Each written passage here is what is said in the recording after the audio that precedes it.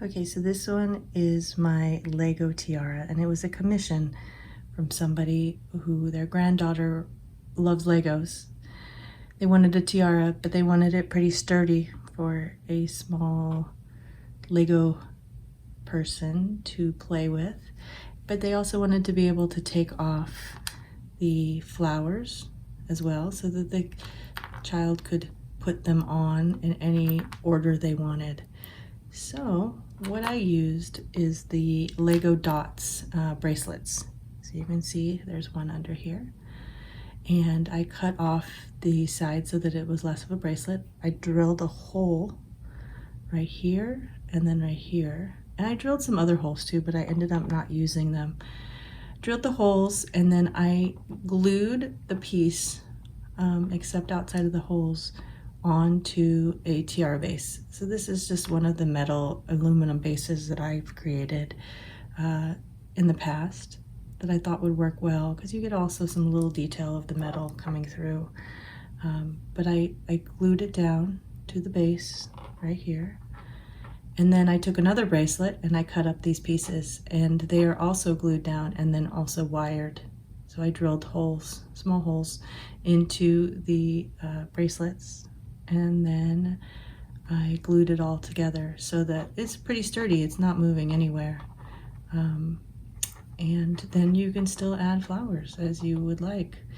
This one goes over here, and you get this really cool effect of being able to change out whatever flower or direction you want them to be. I had to ask somebody who was a much bigger Lego enthusiast how they would do this, and they recommended the dot bracelets. And of course my daughter had some of them, both of my daughters did, and so I thought, oh yeah, I could try that. And I think it works out well, because like I said, you could take them on and off, you can move them around, you can change the colors, and some of these are the dot pieces and some of them are just standard Legos. But it definitely makes for a fun tiara.